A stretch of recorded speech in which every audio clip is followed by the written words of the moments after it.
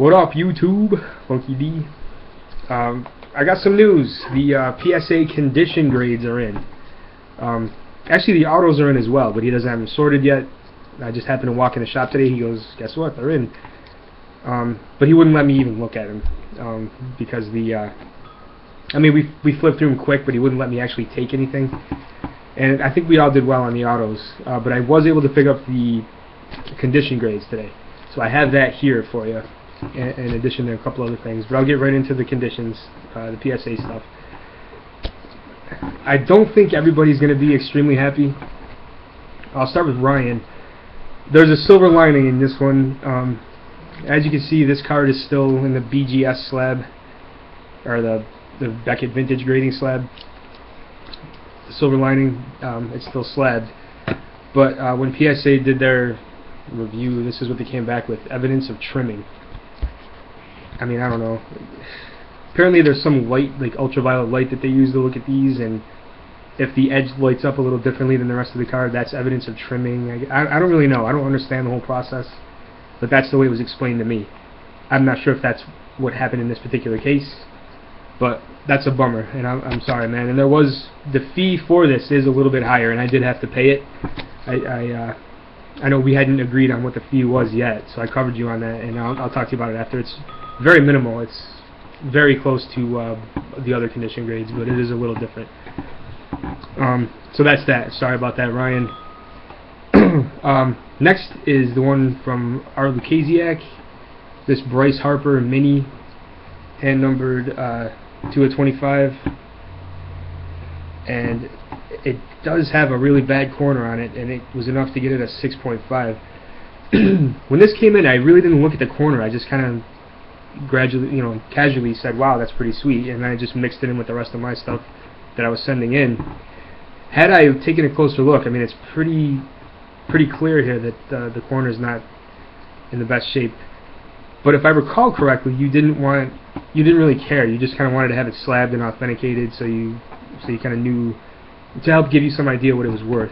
So I frankly wouldn't let that grade drive the price of this card. I think it's a really sweet card, and set collectors would be interested in this. So I think you made out okay. It is not the best grade, but I still think you're good on that card. Next, this is Rocks Fanatic 17. What's up, man? Submitted 2 cards, both 2012 Topps Platinum Football, both orange refractors. First one is a Russell Wilson rookie, which is PSA 8. Looks great to me. I don't really know where they found enough to get it an 8. But the Andrew Luck came back mint 9. So that's a sweet card. Andrew Luck orange rookie refractor, mint 9.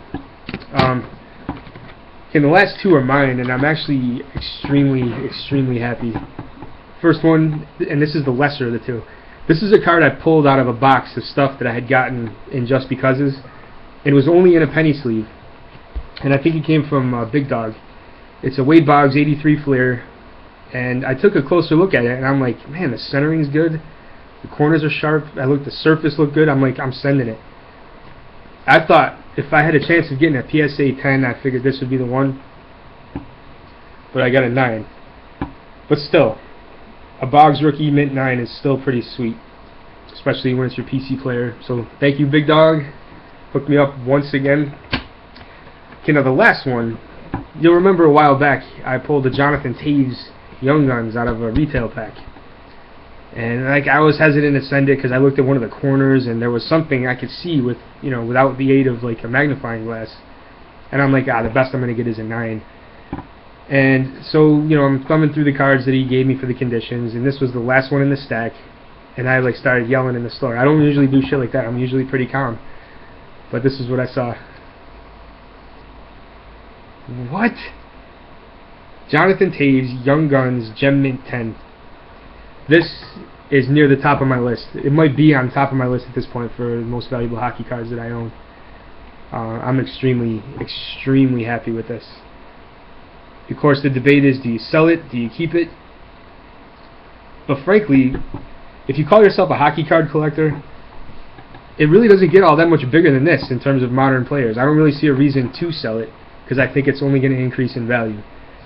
So I think this is one of the things I'll hold on to, and maybe someday when I'm ready to pass on my collection to Gianna, she'll have something that's actually worth something, as opposed to a bunch of junk wax from 1989 with some signatures that may or may not be authentic. So I'm extremely happy with this. I can't believe I got a 10. I can't believe I got a 10. So anyway, that's the conditions. The autos will be in next week at the latest. I'll have them probably Tuesday, Wednesday next week. Alright, and also at the card shop I picked this up. I was looking for junk wax. This is a box of 1990 score. I don't know. I like to grab these and I'll save them for like a rainy day or whatever. I have a bunch of them that I haven't opened. I just keep them around. If the mood ever strikes me, I'll bust them open. Alright, I got one TTM in yesterday. Pretty cool, actually. It was out there for quite some time. It's from Donald Harris. He signed 4 cards. I believe they're all rookie cards.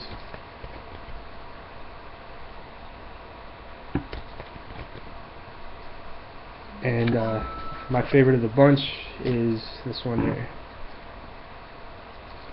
So pretty cool. So one thing about TTMing, you know, these returns can be out there, or returns, these requests can be out there for quite some time. I don't write them off, you know. I just keep a database, and as every year goes by, I'll just move that year's requests into like archived requests, and they just sit there. I don't see any reason to write them off. You know what I mean? Because they could still come back. Like that one was over a year old. Never give up. That's my motto as far as this goes. Alright, and finally, you'll remember that Shelby Miller Triple Threads quad jersey auto that I showed. There was a lot of interest in that.